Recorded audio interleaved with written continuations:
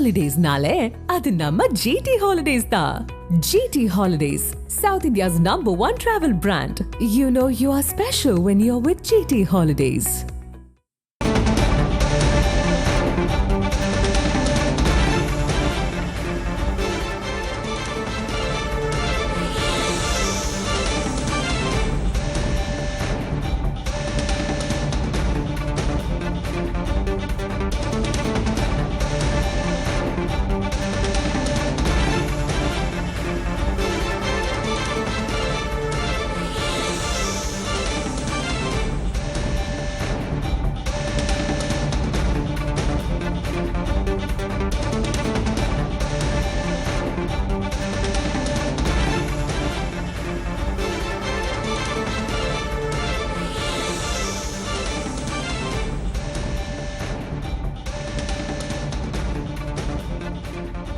கூட்டணி தொகுதி பங்கீடு பேச்சை ஆரம்பிக்கும் திமுக, காங்கிரசுடன் கூட்டணி தொகுதி பங்கீடு தொடர்பான பேச்சுவார்த்தையை திமுக தொடங்கியிருக்கிறது. திமுக காங்கிரஸ் நிர்வாகிகளிடையே முற்றும் மோதலுக்கு முற்றுப்புள்ளி வைக்கும் விதமாக கூட்டணி தொகுதி பங்கீடு பேச்சுவார்த்தை திமுக ஆரம்பித்திருக்கிறது. அண்மை செய்தியாக பார்த்து வருகிறோம். கூட்டணி தொடர்பான திமுகவின் முடிவுக்காக 2 மாதங்களாக காங்கிரஸ் கட்சி காத்திருப்பதாக அக்கட்சியின் தமிழக மேலிட பொறுப்பாளர் கிரிஷ் சோடங்கர் தெரிவித்திருந்த நிலையில் காங்கிரசுடன் பேச்சுவார்த்தையை திமுக ஆரம்பிக்கிறது. கூட்டணி தொகுதி பங்கீடு தொடர்பாக காங்கிரசுடன் திமுக பேச்சுவார்த்தையை தொடங்கியிருக்கிறது. அண்மை செய்தியாக பார்க்கிறோம். டெல்லியில் ராகுல் காந்தி, மல்லிகார்ஜுன கார்கேவை இன்று கனிமொழி எம்பி சந்திக்க இருப்பதாகவும் தகவல் வெளியாகியிருக்கிறது. திமுக காங்கிரஸ் நிர்வாகிகளிடையே முற்றும் மோதலுக்கு முற்றுப்புள்ளி வைக்கும் விதமாக காங்கிரசுடன் பேச்சுவார்த்தையை தொடங்கியிருக்கிறது திமுக. தமிழக முதல்வர் ஸ்டாலினை டிசம்பர் 3ஆம் தேதியே சந்தித்து பேசியிருந்தோம். டிசம்பர் 15ஆம் தேதிக்குள் கூட்டணியை இறுதி செய்ய வேண்டும் என கோரியிருந்தோம். கடந்த 2 மாதங்களாக திமுகவின் முடிவுக்காக காத்திருக்கிறோம் என்று தமிழக மேலிட பொறுப்பாளர் கிரிஷ் சோடங்கர் தெரிவித்திருந்த நிலையில் தற்போது பேச்சுவார்த்தையை தொடங்கியிருக்கிறது திமுக. டெல்லியில் இன்று ராகுல் காந்தி மற்றும் மல்லிகார்ஜுன கார்கேவை இது தொடர்பாக திமுகவின் எம்பி கனிமொழி சந்திக்க இருப்பதாகவும் தகவல் வெளியாகியிருக்கிறது.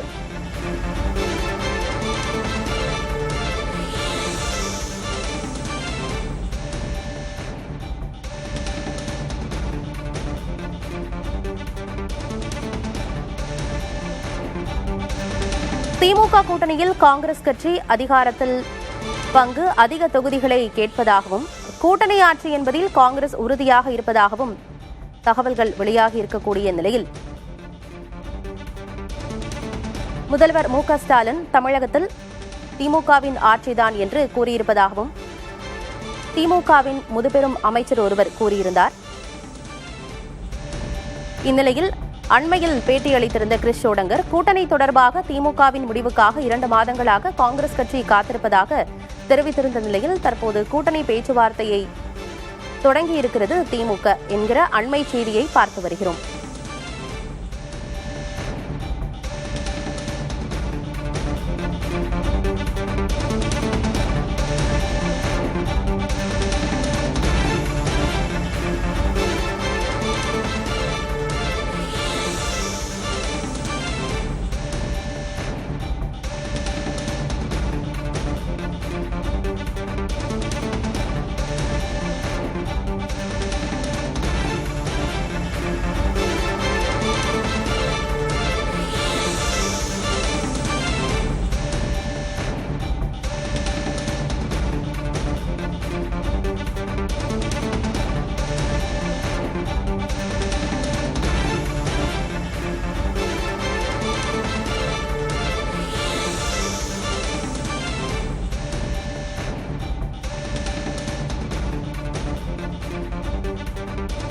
திமுக இல்லாவிட்டால் இந்தியா கூட்டணியே இல்லை என மதுரை எம்எல்ஏ தளபதி பேசியிருந்ததும் குறிப்பிடத்தக்கது.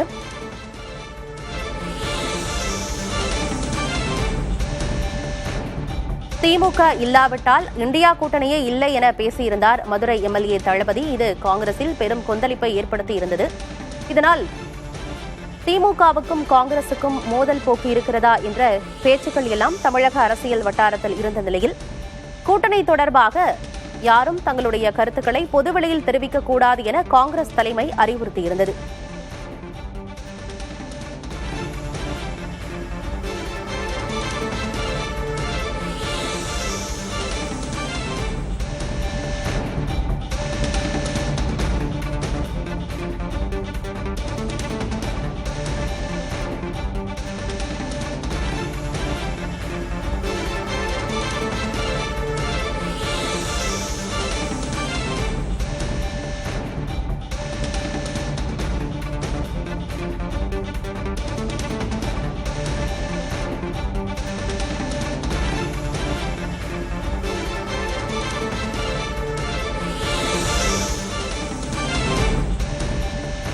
சர்ச்சைக்குரிய வகையில் பேசிய காங்கிரஸ் தலைவர்களை கடுமையாக சாடியிருந்தார் எம்எல்ஏ தளபதி.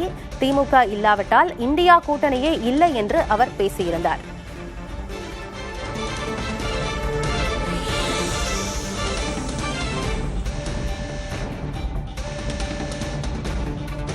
விவரங்களோடு செய்தியாளர் ரமேஷ் இணைந்திருக்கிறார். ரமேஷ், அண்மையில தான் தமிழக மேலிட பொறுப்பாளர் கிறிஸ் ஓடங்கரும் ஒரு விஷயம் தெரிவிச்சிருந்தாரு. கூட்டணி தொடர்பா திமுகவின் முடிவுக்காக 2 மாதங்களாக காங்கிரஸ் கட்சி காத்திருந்தது அப்படின்னு சொல்லியிருந்தாரு. இப்போ கூட்டணி பேச்சுவார்த்தையை, தொகுதி பங்கீடு பேச்சுவார்த்தையை திமுக தொடங்கி இருப்பதாக தகவல் வெளியாகி இருக்கிறது. என்ன விவரம் ரமேஷ்? இன்று நாடாளுமன்றத்தில் குடியரசுத் தலைவர் உரையுடன் நாடாளுமன்ற கூட்டத்தொடர் கூட உள்ள நிலையில் திமுக எம்பிக்கள் அனைவரும் டெல்லி சென்றிருக்கிறார்கள். திமுக எம்பிக்கள் குழு தலைவராக இருக்கக்கூடிய கனிமொழி டெல்லி சென்றிருக்கிறார். இன்று அவர் ராகுல் காந்தியை சந்தித்து கூட்டணி குறித்து ஒரு முக்கியமான ஒரு ஆலோசனையை மேற்கொள்ள இருக்கிறார். அதாவது 2011 சட்டமன்ற தேர்தலில் திமுக கூட்டணியில் காங்கிரஸ் கட்சிக்கு 63 இடங்கள் கொடுக்கப்பட்டன. அதற்கு பிறகு 2016ஆம் ஆண்டு சட்டமன்ற தேர்தலில் 41 இடங்கள் கொடுக்கப்பட்டது. அது படிப்படியாக குறைந்து தற்போது 2021 அது கிட்டத்தட்ட 25 தொகுதிகளாக இருந்தது. அதில் 17 தொகுதிகளில் அவர்கள் வெற்றி பெற்று எம்எல்ஏவாக இருக்கிறார்கள். இந்த நிலையில் அவர்கள் கடந்த காலங்களை போன்று அதிகமான எண்ணிக்கையை வேண்டும் என்று கேட்கிறார்கள். ஏனென்று சொன்னால் 2006இல் திமுக ஆட்சியில் தொடர்வதற்கு அப்போதைய காங்கிரஸ் எம்எல்ஏக்கள் 36 பேருடைய ஆதரவு மிக பெரிய அளவில் இருந்தது. எனவே இதையெல்லாம் கருத்தில் கொண்டு அவர்கள் எம்எல்ஏக்கள் அதிக அளவில் இருந்தால் நாளைக்கு ஒரு ஆட்சியில் பங்கு போன்ற விஷயங்களை கேட்பதற்கு ஈஸியாக இருக்கும். அது மட்டுமல்ல பாண்டிச்சேரியும் அவர்களுக்கு முக்கியமான ஒரு விஷயமாக பார்க்கப்படுகிறது. புதுச்சேரியில் ஏற்கனவே கடந்த சட்டமன்ற தேர்தலின் போது திமுக அதிகமான இடங்களை வாங்கியதால் அங்கு 2 கட்சியும் பெரிய அளவில் வெற்றி பெற முடியாதால் காங்கிரஸ் அங்கு ஆட்சியை பிடிக்க முடியாமல் போனது. பிஜேபி கூட்டணி ஆட்சியை கைப்பற்றியது. எனவே அங்க குறிப்பாக அதிக இடங்களை கேட்பதற்கும் திட்டமிட்டிருக்கிறது. தற்போது காங்கிரசுக்கு மற்றொரு வாய்ப்பாக டிவிகே என்ற ஒரு புதிய கட்சி வந்திருப்பதால் அவர்கள் அதிக இடங்களை கொடுப்பதாக திரைமறைவில் பேசி வருகிறார்கள். ஆனால் திமுக காங்கிரஸ் மேலிட பொறுப்பாளர்களை பொறுத்தவரை அவர்கள் திமுக காங்கிரஸ் கூட்டணியே கிட்டத்தட்ட 20 ஆண்டுகளுக்கு மேலாக அவர்கள் இருக்கிறார்கள். 2004ஆம் ஆண்டு யுபிஏ 1 அரசாங்கத்தில் இருந்து கிட்டத்தட்ட 22 ஆண்டுகளாக இந்த கூட்டணி இருக்கிறது. நடுவில் 2013இல் மட்டும் ஒரு பிரச்சனை காரணமாக இருவரும் பிரிந்தார்கள். 2014 தேர்தலை தனித்தனியாக சந்தித்தார்கள். ஒருவர் கூட ஒரு இடத்தில் கூட வெற்றி பெற முடியவில்லை. எனவே கூட்டணியாக இருந்தால்தான் நம்முடைய பலம் என்பதை உணர்ந்து அவர்கள் 2016 முதல் மீண்டும் கை கோர்க்க ஆரம்பித்தார்கள். இதுதான் திமுக காங்கிரஸ் வரலாறு. இந்த நிலையில் தான் நேரடியாக இப்ப இங்க இருக்கக்கூடிய 2ஆம் கட்ட தலைவர்கள் பல்வேறு விதமான கோரிக்கைகளை வைக்கும் போது டெல்லியில் நாங்கள் டைரக்டா டீல் பண்ணிக்கிறோம் அப்படின்ற மாதிரி தான் திமுகவுடைய நிலைப்பாடாக இருப்பதாக சொல்லப்படுகிறது. அந்த அடிப்படையில் தான் திமுக மூத்த எம்பிக்கள் கனிமொழி, டிஆர் பாலு உள்ளிட்டோரெல்லாம் இந்த பேச்சுவார்த்தைக்கு செல்ல இருப்பதாக தகவல் வெளியாகிறது. ஏற்கனவே ஏஐசிசி ஜெனரல் செக்ரட்டரி இருக்கக்கூடிய வேணுகோபால் திமுக மூத்த தலைவருடன் தொடர்பில் இருப்பதாக தகவல் வெளியாகிறது. திமுக காங்கிரஸிலேயே பாத்தீங்கன்னா கடந்த காலங்களில் இந்த சீட் ஷேரிங்கை பொறுத்தவரையிலும் என்னதான் 2ஆம் கட்ட தலைவர்கள் பேசினா கூட அங்க டெல்லியில தான் ஃபைனல் ஆகும். அவர்கள் டைரக்டாக கட்சி தலைமையிடம், திமுக தலைமையிடம் பேசி தங்களுக்கான நம்பர்ஸை கேட்டு வாங்கிடுவாங்க. இதுதான் அவர்களுடைய கடந்த கால வரலாறாக இருக்கிறது. எனவே திமுகவில் இருக்கக்கூடிய 2ஆம் கட்ட தலைவர்கள் அதிகமாக பேச வேண்டாம் என்று RS பாரதி தெரிவித்திருக்கிறார். ஆனால் காங்கிரஸ் கட்சியை பொறுத்தவரை மாணிக்கம் தாகூர், சக்கரவர்த்தி உள்ளிட்டோரெல்லாம் பேசிக்கொண்டே இருக்கிறார்கள், பிரவீன் சக்கரவர்த்தி போன்றவரெல்லாம். எனவே இதுக்கு முற்றுப்புள்ளி வைக்கக்கூடிய விதமாக கனிமொழி ராகுல் காந்தி சந்திப்பு இருக்கும் என்று தெரிகிறது. இன்று அல்லது இன்று இரவுக்குள் அந்த சந்திப்பு இருக்கும் என்று தெரிகிறது. ஏனென்று சொன்னால் விமான விபத்து ஏற்பட்டிருப்பதால் சில தலைவர்களுடைய நேர காலங்கள் மாற்றப்பட்டிருக்கின்றன. எனவே இந்த சந்திப்பு என்பது விரைவில் நடைபெற இருப்பதாக தான் திமுக வட்டாரங்கள் தெரிவிக்கின்றன. கிட்டத்தட்ட தற்போது அவர்களுடைய நிலைப்பாடு கடந்த ஆண்டு 25 தொகுதிகளை கொடுத்த நிலையில் இந்த முறை அவர்களுக்கு ஒரு 2-3 இடங்களை சேர்த்து கொடுப்பதற்கு திமுக திட்டமிட்டுள்ளது. ஆனால் காங்கிரஸை பொறுத்தவரை 30க்கும் மேற்பட்ட இடங்களை கேட்பதாகவும் ஒரு ராஜ்யசபா இடங்களை 4 வேகன்சி இப்போ தற்போது திமுக கூட்டணிக்கு கிடைக்க இருக்கு. காங்கிரஸ் தற்போது அதிக இடங்களை கேட்கிறது. ஆட்சி ஆட்சி அதிகாரத்தில் பங்கு கேட்கிறது என்ற பேச்சுகள் எல்லாம் இருக்கிறது. இதனால திமுகவுக்கும் காங்கிரசுக்கும் இடையே மோதல் போக்கு இருக்கு. இரண்டாம் கட்ட தலைவர்கள் தொடர்ந்து அவங்களுடைய கருத்துக்களை தெரிவிச்சிருந்த நேரத்தில் ரெண்டு தரப்பில் இருந்தும் திமுக காங்கிரஸ் இந்த இரண்டு தரப்பில் இருந்துமே கூட்டணி தொடர்பாக யாரும் பொதுவெளியில பேச வேண்டான்ற அறிவுறுத்தல் கொடுக்கப்பட்டிருக்கு. இப்படி இருக்கக்கூடிய நிலையில் காங்கிரஸ் கட்சியினுடைய மிக முக்கியமான தலைவர் ராகுல் காந்தி, திமுகவினுடைய மிக முக்கியமான ஒரு மூத்த நிர்வாகி கனிமொழி, இவர்கள் இருவரும் இன்று இருக்கக்கூடிய இதனுடைய பின்னணி, இதனுடைய முக்கியத்துவம் என்ன? நிச்சயமாக பாத்தீங்கன்னா இதை நாங்க டெல்லியிலேயே முடிச்சிடுறோம், கீழே நீங்க அதிகமா பேசாதீங்க அப்படின்றது ஒரு முற்றுப்புள்ளி வைக்கிற விதமா. ஏன்னா மேல ஃபைனல் ஆயிடுச்சுன்னா கீழே இருக்கக்கூடிய தலைவர்கள் அமைதி ஆயிடுவாங்க. ஏன்னா இப்படியே போயிட்டு இருந்தா இன்னும் தமிழகத்துல தேர்தலுக்கு இன்னும் ஒரு சில மாதங்கள்லாம் இருக்கு. எனவே அது எலெக்ஷன் கேம்பெயின்ல பாதிப்பு ஏற்படும், தொண்டர்களிடம் ஒரு இணக்கம் ஏற்படாத நிலையில ஒருத்தர் மாத்தி கவுக்கிறதுக்கான வேலைகளை பார்ப்பாங்க. அப்படின்றதுனாலதான் தலைவர்கள் மேல் மட்டத்துல முடிவு எடுத்துட்டாங்கன்னா அது ஈஸியா முடிஞ்சிடும் அப்படின்றதுதான் பாக்குறாங்க. ஏன்னா தேசிய ஜனநாயக கூட்டணி தமிழகத்தில் தன்னுடைய பலத்தை கூட்டிக் கொண்டே வருகிறார்கள். எனவே நேற்று கூட சோடங்கர் சொன்னாரு, ஆப்போசிட் பார்ட்டிஸ் எல்லாம் அக்ரெசிவா களத்துல இருக்காங்க, நாங்களும் களத்துக்கு போகணும் அப்படின்ற மாதிரி சொல்லியிருந்தாரு. எனவே இவர்களுக்குள்ள ஒரு டீல் வந்துச்சுன்னா மற்ற கட்சிகளை, ஏன்னா திமுகவுக்கு பெரிய பார்ட்னரா காங்கிரஸ் இருக்காங்க, அதற்கு பிறகு இருக்கக்கூடிய லெப்ட் பார்ட்டிஸ் விசிக மதிமுக அவர்களையும் டீல் பண்ண வேண்டியதா இருக்குது. எனவே முதல்ல அவங்களை முடிச்சிடலாம் அப்படின்றதுக்காக தான் இந்த பேச்சுவார்த்தைக்கு டைம் கேட்டிருப்பதா சொல்லப்படுகிறது.